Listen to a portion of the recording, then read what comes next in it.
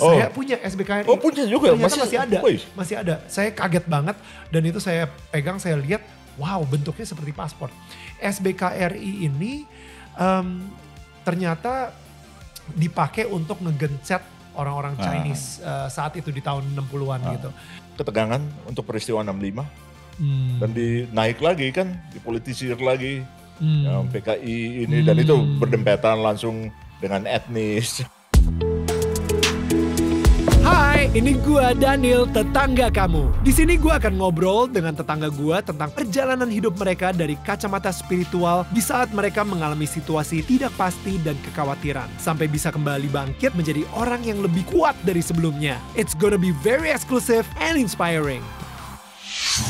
Hey guys, ini adalah part keempat obrolan gue sama Bung Jeki Manuputi di Daniel Tetangga Kamu. Nah, jadi setiap minggunya tetangga gue di sini selalu share cerita hidup mereka atau life journey atau spiritual journey mereka yang bisa menginspirasi atau mungkin malah menjawab sebuah masalah yang sedang kalian hadapin. Jadi kalau misalnya kalian mau terus ngedapetin konten-konten seperti ini, please klik tombol subscribe di sini, alright? Karena menurut data yang gue terima dari tim Daniel Mananta Network, ternyata 70% dari penonton kita itu belum subscribe. Kalau misalnya kalian subscribe, it will be a utmost support untuk tim kita supaya kita sendiri juga bisa memberikan konten-konten yang lebih menarik lagi dan yang pastinya bisa membuat kalian lebih mind blown lagi. Alright, so kita balik lagi ke Bung Jeki. Gini Bung, bagaimana menyelesaikan itu dengan sungguh-sungguh gitu? Kayaknya kita sempat ngomongin ini juga di Ambon gitu, bahwa budaya kita adalah udah yuk bisa yuk move on, yuk bisa yuk. Nah. Sebenarnya bukan cuma Ambon ya. Negeri ini, bangsa ini punya lubang hitam yang sangat banyak yang tidak selesai. Ya. Karena selalu kita seperti itu, yuk kita move on. Masa lalu biarlah masa lalu, kita melihat masa depan dengan baru. Ya. Tapi kan kita tidak pernah bisa menyelesaikan, kita tidak pernah selesaikan masa lalu kalau cuma seperti itu. Kita punya pengalaman kemanusiaan yang sangat luar biasa. Apa yang terjadi dengan Nazi Jerman, apa yang terjadi dengan Bosnia, Herzegovina dan lain-lain. Bahkan memori-memori pahit itu kan tetap hidup sampai saat ini. Sekalipun mereka telah melakukan rekonsiliasi terhadap sejarahnya ya. Nah kita bahkan sama sekali mencoba melupakan itu. Dan melihat ke depan. Peristiwa 65 dan lain-lain. Sampai dengan peristiwa di Maluku. Ya. Orang luka. Dia menceritakan itu, menyimpan itu dalam lagu. Dan kita diharap untuk nggak bisa. Kita harus menyelesaikan pada luka-luka itu. Ya. Rekonsiliasi harus mendorong untuk kita bisa, setidaknya kita mulai dengan menerima bahwa memang kita salah. Ya. Kita pernah berhutang, pernah berdarah-darah tangan kita di dalam sejarah kemanusiaan. Dan kita harus membuka diri untuk mengaku itu. Ya.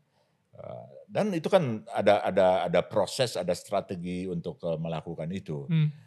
Memang kerja seperti itu butuh waktu. Tapi bukan karena beratnya kerja seperti itu lalu kita bilang move on. Karena kalau misalnya kita belajar dari negara-negara lain gitu, misalnya kayak Jerman, emang banyak banget Holocaust Museum gitu kan. Jadi museum atau misalnya The Diary of Anne Frank yang ada tempat-tempat tulisan-tulisan tertentu gitu yang emang anak kecil pun itu justru diajak untuk ngelihat museum-museum tersebut, ngelihat kisah gelap yang terjadi di negara tersebut ketika ada Nazi gitu ya. Dan mereka mengakui, yes kita sempat salah dan ini pembelajaran kita. Sekarang ini, jujur kita belum pernah ya ngelihat ada pembelajaran dari luka-luka di Indonesia yang terjadi gitu. Betul. Maka malah memorialisasi kita menegasi, mendenial ada luka itu kan.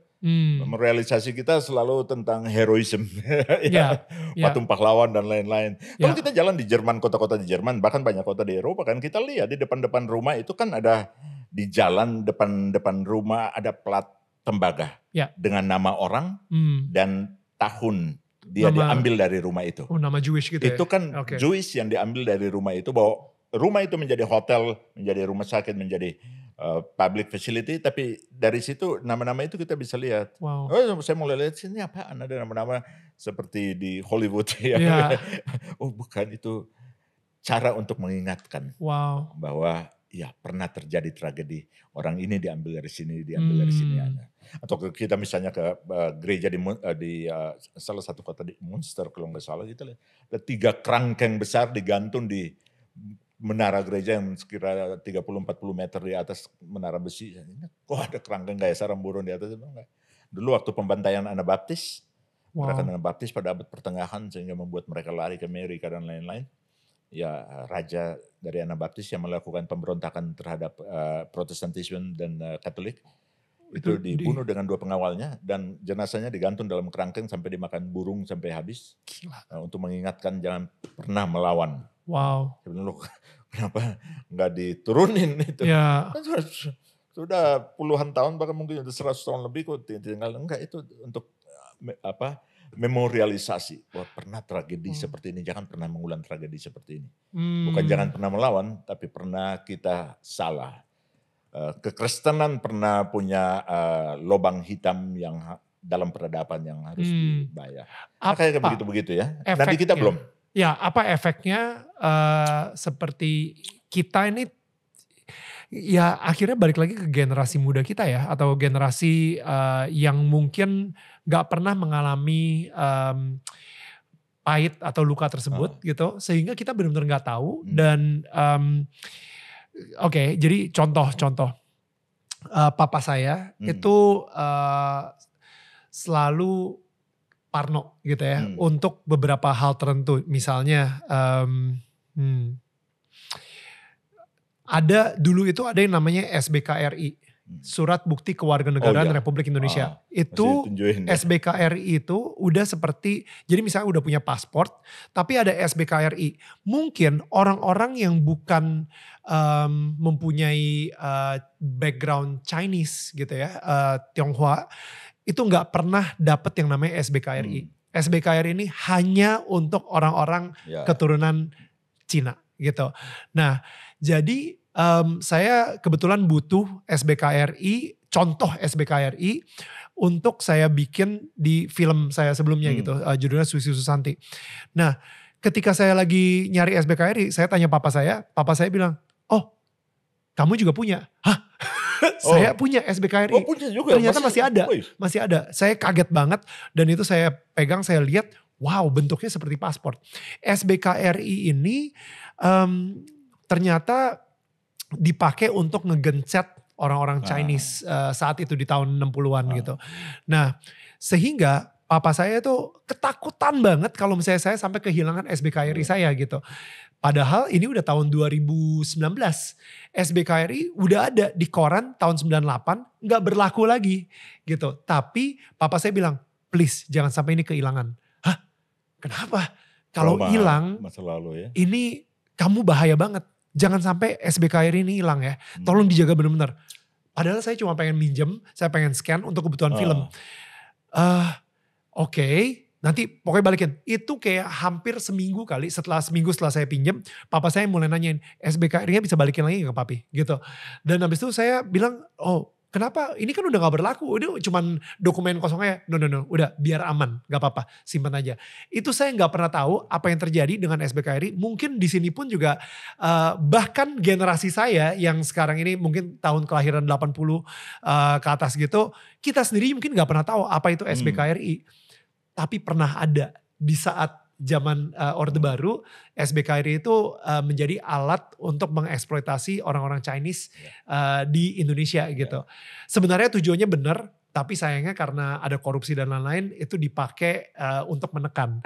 Nah, jadi kalau misalnya kita nggak ada museum itu, generasi generasi millennials, Gen X, Gen Y, Gen Z atau generasi Alpha atau nanti sampai kolonial, mereka mungkin nggak pernah merasakan sebuah atau pembelajaran dari kesalahan yang bukan kesalahan, mungkin bilangnya apa ya kalau misalnya bukan kesalahan ya, basically mereka tidak pernah belajar apa yang terjadi dan lebih gampang untuk kesalahan itu terjadi lagi di generasi berikutnya gitu ya. Betul. Tanpa museum tersebut gitu misalnya. Ya. Saya sepenuhnya sepakat ya. Karena ada beberapa, misalnya terkait dengan konflik Maluku begitu ya. Saya pernah mengusulkan beberapa kali bahwa kita mesti ada memorialisasi dalam bentuk seperti itu.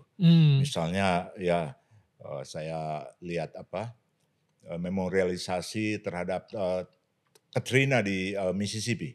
Saya melayani sebagai relawan beberapa Itu kali. Hurricane ya? Hurricane Katrina? Hurricane Oke. itu. Kan Tugu lalu barang-barang yang hancur itu semua ditempel-tempelin di situ. Wow. Kecil-kecil dan ketinggian air naik seperti apa. Itu dibikin wow. Tugu begitu jadi semua orang datang dan bisa lihat ya. Kehancuran karena kemanusiaan yang bodoh, yang konyol, yang tolol karena konflik Maluku seperti itu. Fakta-fakta kehancuran itu misalnya kita bisa bikin memorialisasi satu monumen ya, yang ditaruh bukti-bukti kehancuran seperti itu ya, tetapi juga simbol perdamaian yang ditempelkan di situ. Ya mungkin dengan tulisan besar ya, jangan mengulang. Orang Maluku bilang sampai jua, cukup, enough. Ya. Dan setiap saat itu bisa jadi ini bahwa pernah terjadi sebuah tragedi karena kebodohan kita. Nah saya kira yang seperti begitu kita nggak terlalu suka ya. Selalu dibilang ya jangan mengorek luka. Loh, kita mau menyembuhkan luka atau kita mau menegasi luka itu ada. Sebab saya melihat ada kebutuhan untuk politicking ya dengan memakai luka masa lalu. Setiap saat bisa di-recall. Bentar. Wah, ini penting banget. Ini harus jadi sebenarnya dengan membiarkan luka itu terus terbuka bisa digunakan atau dieksploitasi lagi untuk kebutuhan politik di masa depan. Ya. Setiap kali September kita masuk di dalam tahun ketegangan untuk peristiwa 65 dan dinaik lagi kan, dipolitisir lagi PKI ini dan itu berdempetan langsung dengan etnis tertentu dan segala macam-macam. Ya kita lihat ya bagaimana politicking dilakukan dalam kaitan dengan itu. Ya. Jadi kita banyak ya sekali lagi black hole yang tidak ditutup, tidak diselesaikan. Kan ada kebutuhan-kebutuhan juga yang bisa dimanfaatkan. Ya, justru emang sengaja tidak diselesaikan. Kita tidak mau tuntas ya. Entah juga karena kita nggak mau capek untuk itu. Ya, kita berpikir ya bergerak saja ke depan, tapi fakta membuktikan tidak ada yang bisa kita lupakan dari masa lalu. Bahkan kadang-kadang itu membentuk nilai-nilai tertentu. Apa yang terjadi dengan Maluku kan seperti itu.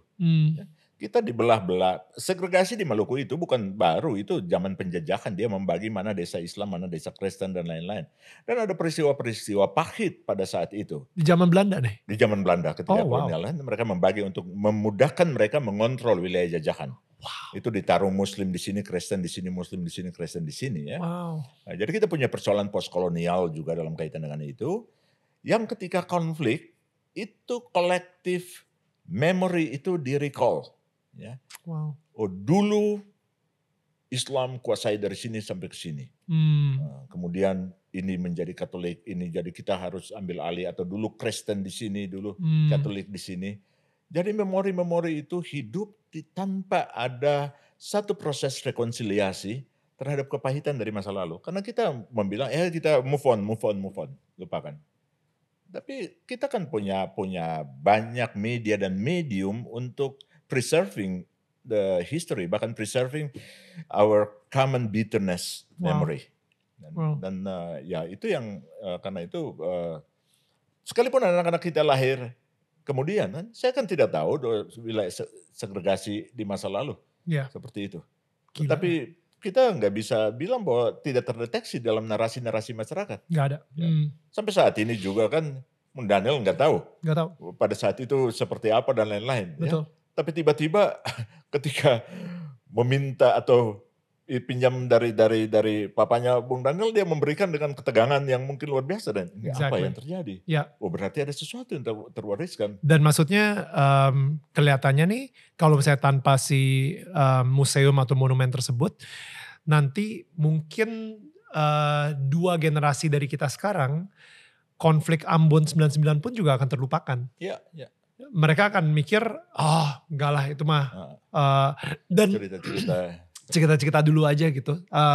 Ya gue sempat denger sih, tapi ya gak akan terjadi lagi kok. Tapi sebenarnya gampang banget tersulut kalau misalnya emang 2 generasi di bawah kita ini ya nggak tahu apa-apa soal itu gitu. Ya, karena dia setiap konflik, setiap peristiwa, setiap tragedi melakukan rekonstruksi nilai. Dan nilai itu hidup dalam masyarakat. Bahwa generasi ke generasi, tapi image terhadap Kristen, terhadap Muslim, Muslim terhadap Kristen, misalnya, image seperti apakah itu kan dalam keluarga ditumbuhkan. Gini deh, dulu kita tinggal tetanggaan. Ya. Ya soal cabai, bawang, dan lain-lain tinggal buka pintu teriak, pinjam dong. Bagi bawang dong. Bagi bawang dong. Ya. Ya. Sekarang kita totally segregated. Ya. Ya. Kita nggak punya partner agama lain di kiri kanan lagi. Ya. Dulu Belanda membagi wilayah itu, tapi ada spot-spot, banyak spot di mana kita tinggal tetanggaan. Ya. Sekarang totally terpisah ya. Dan karena itu ruang hidup kita menjadi sangat segregatif. Ya. Kita bisa bertemu di ruang publik ya, pasar, sekolah, teater ya, dan lapangan. Tapi sore ketika kita kembali ke abode kita masing-masing yang segregatif. Ya. Nggak ada cerita-cerita sehari-hari dalam perjumpaan tetangga yang bagi saya di masa saya sangat-sangat memperkaya image saya terhadap yang lain ya. Nah, yang seperti itu berbahaya ketika konflik terjadi. Konflik 99 dan konflik 2011. Saya temui 2 child soldier dari generasi yang berbeda ya. Misalnya 99 kan ketika 2011 udah dewasa. Ya. Tapi ketika 2011 muncul child soldier yang baru. Gila. Dan saya tanya ke mereka, teman-teman kasih tahu saya, Pak Pen, itu tentara anak ya, yang di Kristen itu tambah militan dari 99. Kok masih ada tentara anak? 99 kalau sekarang mereka tentara anak usia di bawah 20 tahun, ketika 99 kan mereka masih digendong-gendong. Nah, terus saya ketemu beberapa ya, saya tanyakan, loh kalian bisa tahu dari mana kalian, wah katanya strategi kalian untuk menyusup, menyerang lebih canggih dan lain-lain, dari mana? Ternyata mereka mendengar itu dari tuturan di komunitas yang tersegregasi. Jadi di dalam realitas segregasi ceritanya adalah cerita menang kalah. Wow. Tidak ada cerita persaudaraan di situ. Dulu kita begini, Nggak ada. cara bikin bom begini, cara ini begini. Karena kita homogen. Homogen dan kita homogen dari agama. Memaknai diri kita sebagai agresor atau sebagai victim, sebagai korban. Oh, dulu begini, dulu kita dibakar, diserang. Cerita-cerita itu kan hidup. Anak-anak yang lahir kemudian kan mencerna itu. Ketika pecah konflik lagi, ya dengan gampang mereka mengkonsolidasi diri berdasarkan kisah-kisah cerita-cerita, betul, yang diceritakan. Dan emang lebih gampang ya, Bung Jeki, maksudnya lebih gampang untuk kita mempunyai sebuah narasi bahwa kita adalah korbannya. Ya kan? Bung Jeki sendiri punya cerita tentang itu gak? Oh, itu lucu ya. Saya sempat ketika konflik terjadi, pecah dan ya tanpa ini melihat korban sangat banyak dan lain-lain. Ya, saya berdiri dan defense juga ke komunitas Kristen ya. Dan mengidentikan diri sebagai korban. Ya. Mengidentikan diri sebagai korban, diserang dan segala macam-macam begitu ya. Ya itu terpatahkan begitu. Suatu ketika 99 gitu ya, saya diundang oleh Sidney Jones waktu itu dengan teman-teman Maluku di Amerika untuk campaign peace dan lobby ke Kongres, ke mana-mana begitu. Lalu di New York kami mampir ke satu synod dari Presbyterian Church ya. Saya ingat persis waktu itu mulai dingin karena udah mulai September ya. Ketika masuk saya pikir wah ini Amerika Kristen man. Amerika satu negara Kristen semua. Ya. Setidaknya nggak satu negara Kristen lah, tapi nilai-nilai Kristen ya. Kan di koinnya in God we trust. Iya. Di duitnya aja udah in God we trust. Ya. Terus masuk ke gerejanya. Gereja lagi gitu kan. Oh iya. Kristen. Ya. Oh jadi saya mulai ngoceh lah, ya Kristen itu victim, korban dari begini-begini, secara nasional begini-begini. Ya mereka diam tenang dengar semua, nyimak begitu kan. Selesai saya bicara mereka bilang staf kami baru dari Indonesia. Tadi Anda bercerita tentang Kristen menjadi korban, tapi kami tahu juga Muslim menjadi korban. Wah. Saya merasa benar-benar Tuhan saya ditelanjangi benar. Itu lagi Daniel lagi mulai dingin tapi keringat saya di dalam jas saya itu keluar dan ini gimana gua ngomong ya. Gimana? Anda bisa cerita ya dari sisi yang lain. Wah. Tapi benar-benar itu salah satu Turning point ya. turning point ya. I think that was my first turning point. Ya. Karena setelah itu saya pikir enggak. Kalau mau mengimpresi orang bicara dari perspektif humanity, kemanusiaan yang menjadi korban, bukan Kristen atau Muslim dan lain-lain. Manusia yang jadi korbannya. Ya, agama hanya simbol yang menempel, tapi yang substansi ciptaan itu ada pada manusianya. Mulai dari saat itu, saya kan selalu tiap tahun hampir kemana-mana international campaign. Kalau ada yang undang saya bilang jangan bawa saya, mengundang juga yang Muslim sama-sama dengan saya. Wow. Akhirnya saya, Uskup Mendagi, ya masih ada sekarang sama almarhum Pak Haji Yusuf Kala atau Yusuf Eli, Haji Yusuf Eli, sorry bukan Yusuf Kala. Saya pikir wah hebat banget dia bawa wakil presiden kemana-mana. Pak Haji Yusuf Eli ya almarhum dan ada yang lain-lain, selalu jalan sama-sama. Dan kita mulai dari situ bicara tentang kemanusiaan yang hancur, Muslim Kristen ya. Dan ketika kita minta bantuan untuk mensupport kami, support untuk memulihkan kemanusiaan, untuk peace process. Kita ada di sidang PBB di Geneva untuk hak asasi dan lain-lain. Kita bicara atau ke berbagai tempat yang lain. Ya titik baliknya mulai dari situ.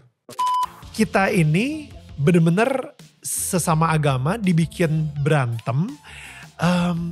Pada akhirnya yang menang adalah iblis. Ya, sebab ya kan? Roh pemecah belah, Yes. roh kebencian, roh Yes. perang, roh kedengkian. Itu kan gak ada di pengakuan iman dan agama kita. Betul. Agama terpanggil untuk menjadi rahmat bagi semesta. Ya. Menjadi shalom, damai sejahtera.